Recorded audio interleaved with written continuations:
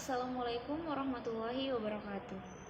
Alhamdulillah rabbil alamin wa bihi nasta'in ala umuri dunya waddin. Wassalatu wassalamu ala asrofil anbiya'i wal mursalin sayyidina Muhammadin wa ala alihi wa sahbihi ajmain amma ba'd. Pertama-tama mari kita panjatkan puji syukur kehadirat Allah Subhanahu wa taala karena atas limpahan rahmat dan hidayahnya lah kita masih diberi kesehatan dan kesempatan.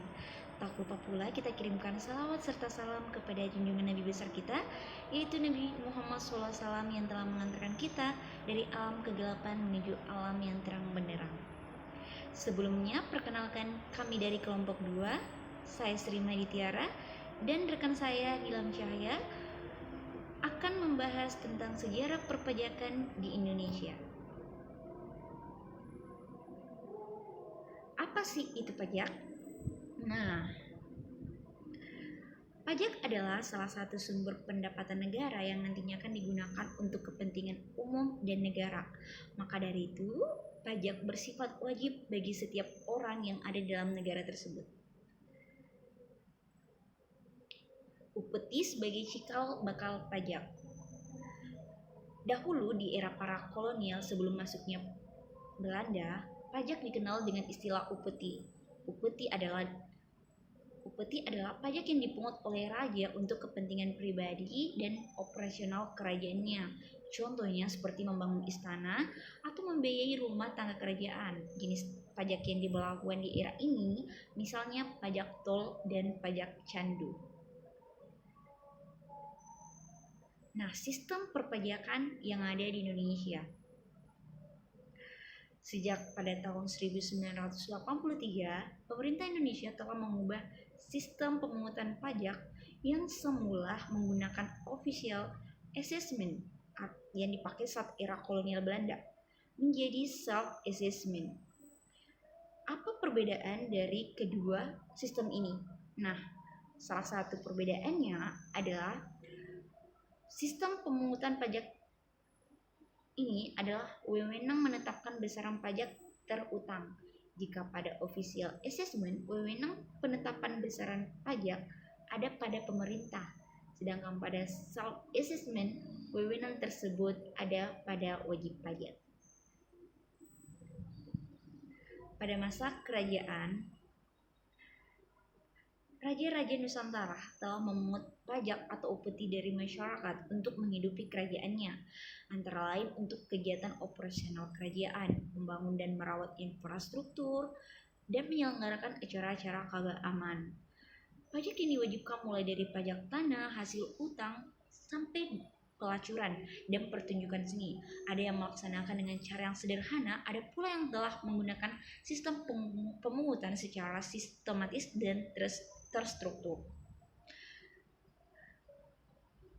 Seperti Kerajaan Sriwijaya, Kerajaan Mataram kuno, Kerajaan Majapahit, Kerajaan Aceh, Banten, dan kerajaan pesisir lainnya seperti Jepara, Gresik, Timor Maluku, Ternate, Tidore, semuanya telah menggunakan sistem perpajakan untuk melangsungkan kehidupan mereka.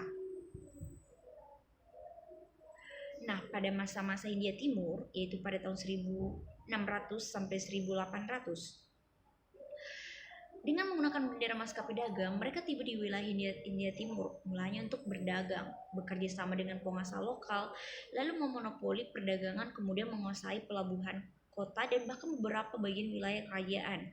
Pada abad ke-17, VOC membangun dan mengurus kota Batavia, ibu kota imperium dagangnya di Asia Afrika, dengan pajak sehingga bisa sukses hingga ibu kota itu mendapatkan sebutan Koningenstad van Oosten atau Ratu di Timur. Dari kota Batavia dapat dilihat bahwa VOC karena beban keuangan menjadi tanggungan bersama, sebagaimana terlihat dari berbagai peraturan pajak yang dikeluarkan untuk keperluan ini. VOC hidupnya sungguh sangat bergantung pada pajak. Baik, pembahasan selanjutnya akan dilanjutkan oleh rekan saya yaitu Nilam Jaya. Dengan ini saya persilahkan.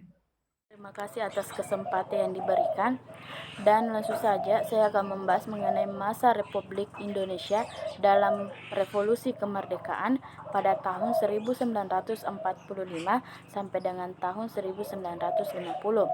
Nah, setelah proklamasi kemerdekaan Republik Indonesia 17 Agustus 1945, para pendiri Republik menuangkan masalah pajak ke dalam Undang-Undang Dasar 1945 dalam hal keuangan.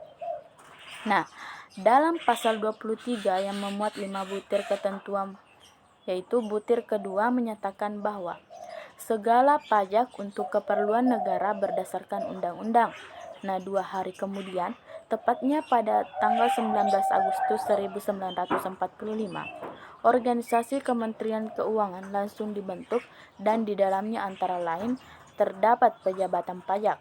Susunan organisasi itu disusun sendiri dalam keadaan mendesak karena tidak lama setelah proklamasi kemerdekaan Indonesia, Belanda datang kembali dan ingin berkuasa di Indonesia dengan membentuk Netherlands Indies Civil Administration.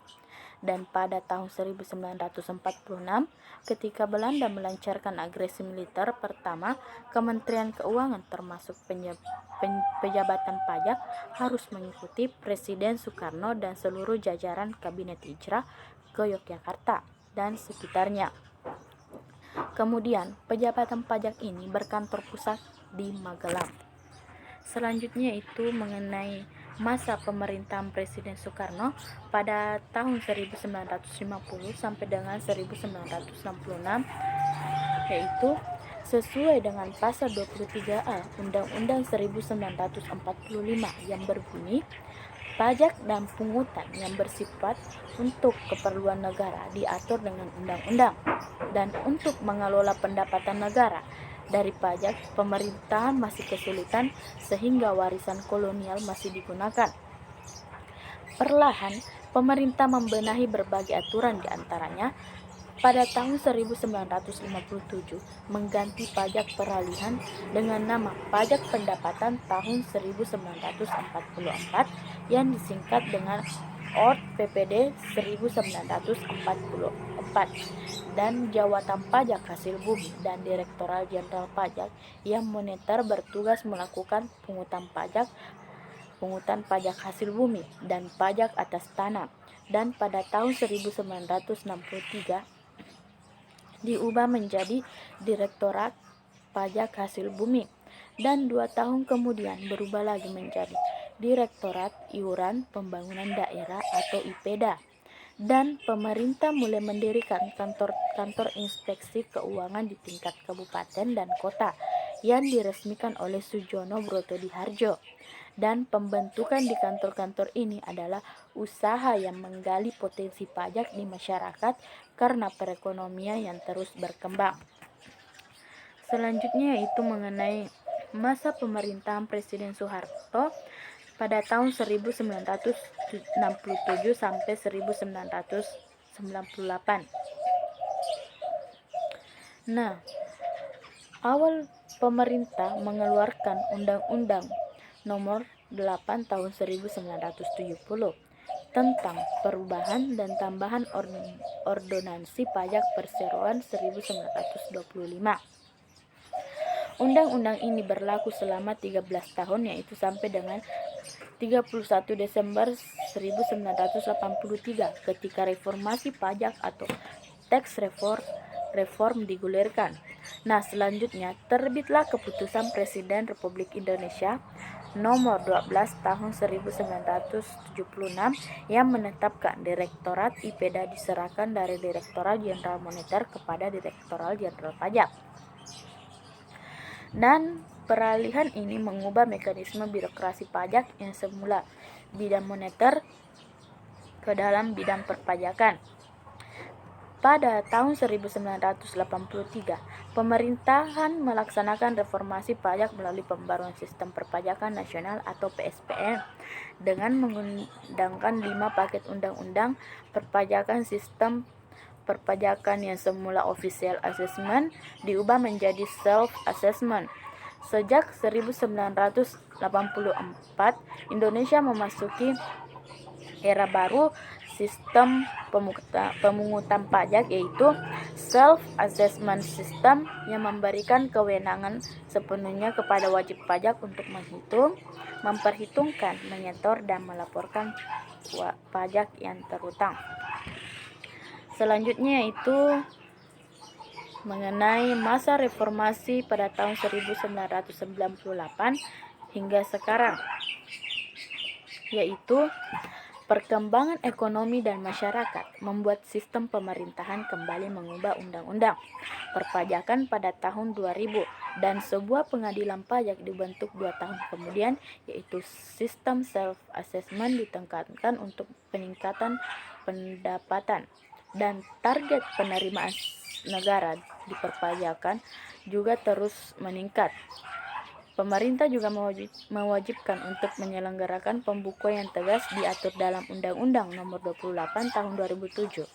Pasal 28, wajib melakukan pencatatan adalah wajib pajak orang pribadi yang melakukan kegiatan usaha atau pekerjaan bebas. Intensif pajak juga diterapkan mencakup pajak penghasilan, pajak pertambahan nilai, fasilitas perpajakan atau biasa disingkat PPH, PPN, dan PPB, serta intensifikasi perpajakan yang lebih sistematis dan terstandar serta penegakan hukum. Mereka diberi kesempatan untuk merestrukturisasi pajak dan membuka peluang masyarakat memiliki NPWP atau nomor pokok wajib pajak sebagai wajib pajak baru. Kemudian, kebijakan sunset policy berlanjut pada wacana pengampunan pajak atau tax amnesty yang menuai pro kontra antara aparat pajak dan kalangan pengusaha pada pertengahan 2016 dan dimunculkan tax amnesty jilid 2 yang ternyata menarik animo masyarakat luas untuk mengikutinya.